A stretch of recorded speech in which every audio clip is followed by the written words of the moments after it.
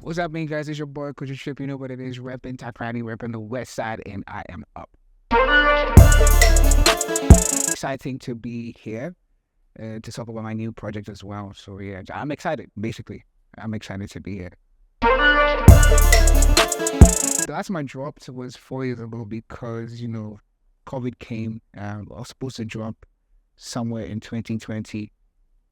No, so I actually did drop in 2020, but it was like collaborative projects and stuff. And, COVID came and we couldn't do anything else, So what I did during that period was to just drop like freestyles, just use social media. I mean, it's available to all of us, so use that as a platform to just engage with the people who enjoy my music, But I wasn't doing that as frequently as I would love to.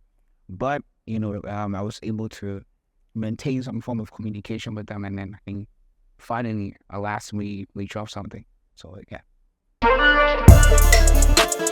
So for those who know me, I used to rap only in English. I used to do everything in English, and then in as much as people like what I was doing, there's when you're doing stuff or when you're making music or when you're trying to connect with people, there always has to be some intentionality with it. You have to also consider things like relatability and the people that you're trying to sell yourself to. And coming from where I come from, which is like Takrani, I had people relating to the music, but not in,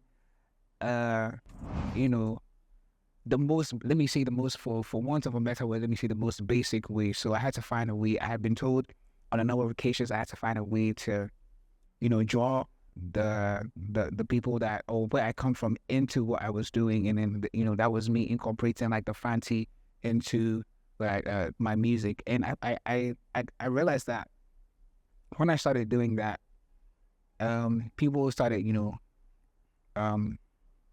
appreciating what I was doing more. And it took me a while to actually be able to do that fully, because then I've been in a car for a really long while, and I didn't really have anyone to speak the fancy with, so I kind of lost touch with it a little bit. But making a conscious effort to do that, kind of made it easier for me to blend it, finding a way. I had to find a middle ground. So finding a way to do that also exposed me to a different audience, in as much as it did expose me or draw me closer to the people who could actually relate with me. So yeah, that's just relatability, and then all of that. It's really hard for me to pick, but I will pick this one based on the feedback that I'm getting, which will be the track 2, which is unveils. I think that the feedback from that is crazy. Not to say that is my favorite song of the team. That's definitely one of my favorites. Unveils was produced by A-Town. A-Town TSB. I'm sure most of you know him from his works with people like Quickle Smoke and Medical and the likes, Sarkodie, or the top guys in the industry. And I think for the most part, he would work on the beats in the studio. I would schedule a session. I would go in there, would listen to the beats. I would write there, or I would go home and write. But for that particular song, I think I wrote it in the studio, with him. We wrote everything, recorded it. It took 2 sessions because I couldn't finish the second verse on time before the session was over. So I had to go and come back the next time because someone else was scheduled to come in there, So it took 2 sessions. I think it was a really cool session. I was with my road manager at the time, Echo Kwijan, and I think that you could tell the hunger on that song, and also because of the themes that it kind of addressed, it addressed socio-economic struggles, especially on the second verse. I mean, if you listen to me, you know that I'm keen on talking about stuff that's going on around us, that is going on or taking place in the country. So yeah, that definitely has to be one of my my favorite songs on there. But I'm picking that just because people love that. So yeah. I will be honest with you. I think I tapped into that entire energy because of the kind of instrumental, like you said, people know me to be like really laid back, and then like give like laid back flows and whatever.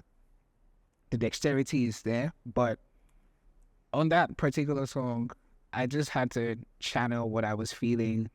Also, because of how personal the message in there was for me, and how I wanted to like put it across, because it's not a joke. I mean, we all live in Ghana, and we know what's going on. So it goes without saying that if you're going to send a message, definitely to whoever it may concern, you have to do it in a way that would actually catch their attention. And also, like, credits to A-Town TSB, the instrumental is sick, and I had to match the energy. So yeah.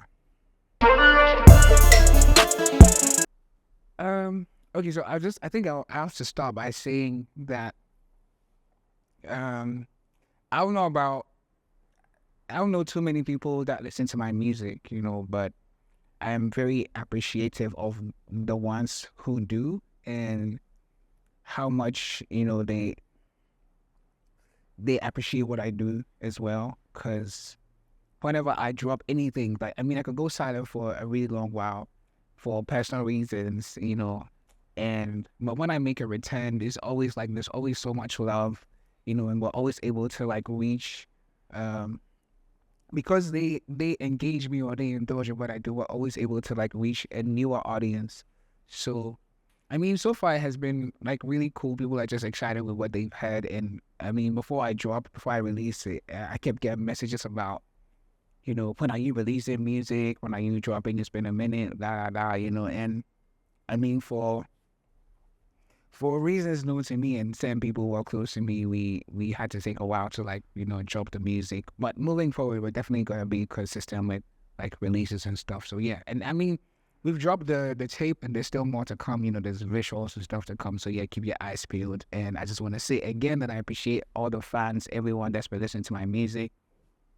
If you haven't heard my music yet, dude, I mean, this is the first time, Charlie, welcome to the family. You know what it is.